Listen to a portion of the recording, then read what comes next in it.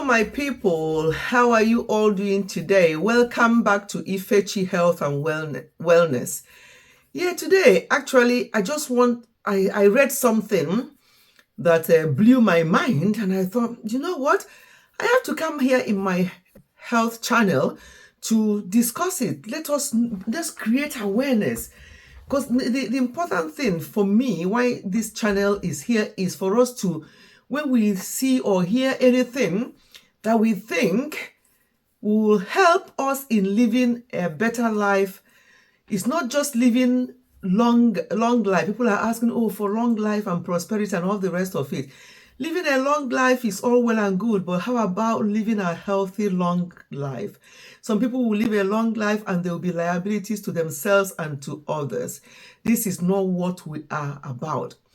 Actually, something that I read, I saw during my research about health that really disturbed me is the fact that coronary heart disease is on the increase, and it's the biggest killer here in the UK. They said that almost 75,000 demises each year here in the UK.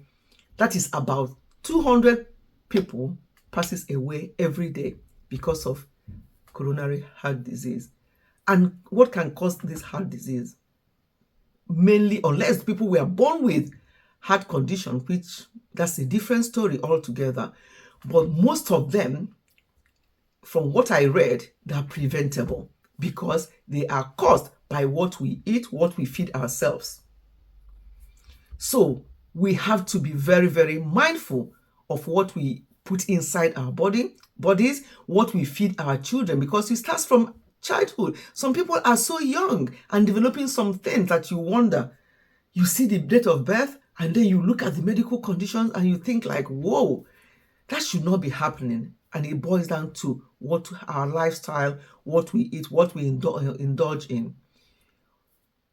Once in a while, if you want to take away all that, of course, do that, because life, you have to live your life, but not doing that all the time. That means you are now no more living your life. You are now abusing your life.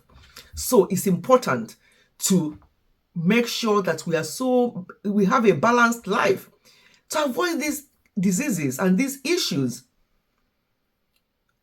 What I was also reading said that the 5 big killers here in the UK are obviously heart disease, number 1, stroke, cancer, lung and liver disease. These are 5 big killers listed as some of the things that kill people. Yeah. So let us do what we can. People will say, oh, I've got to live my life and all the rest of it. I can't just be doing that for the rest of my life. It's actually easy to eat healthily. Very easy. You can just do it and it becomes second nature. It becomes part of you, actually. While I was looking at this, I noticed that about 1 in 3 adults in England and Scotland have high blood pressure. And nearly half of them are receiving treatment. I just did a video not long ago about high blood pressure, but I just saw that in the study I was just looking at recently, that is 1 in 3 adults. That's huge. And high blood pressure can lead to all sorts, as I mentioned in that video. These things are preventable. As I said, there are some people who, their condition is like genetic. There's not a lot they can do about it, but all they can do about it is to make sure that they are living healthy life. Even if it's genetic, it can be reversed. It can help them to manage it better. Some people say, oh, this thing run in our family. Diabetes run in our family. High blood pressure run in our family. I don't think so. Even if you think that your grandfather had it, your father had it, some of your brothers or sisters have it, and all the rest of it, it doesn't mean that it runs. That's somebody that says that nothing runs in your family, but the fact is that you don't run. I don't know whether you get that, but yes, don't say that this runs in my family and then you are waiting for your own time. Maybe heart disease runs in my family. If you keep doing what your father did or your grandfather did, of course, you will suffer from what they suffered. But if you take the bull by this horn and say, no, my father suffered from this heart condition, diabetes, or whatever it is, I'm not going to keep eating what they ate. And you change things around, everything. They were not moving, they were just using cars all the time, not walking around, not exercising, and all the rest of it. I'm not going to do that. I'm going to choose to exercise regularly.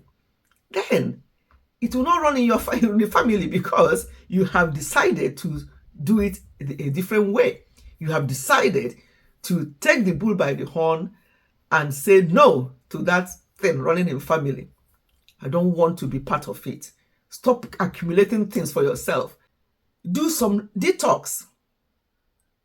My detox day is every Monday. Every single Monday, I do a detox just with water and the green tea. Some people, you can do it with fruits if you want. You can do it any other way you want, but by all means, help yourself. Once in a while, just detox. I've always said, stop looking at, oh, I'm slim, I'm fat, I'm this. The important thing is, how healthy are you? How fresh are you? Are you in your 30s but looking as if you're in your 60s? And so on and so forth. Look after yourself.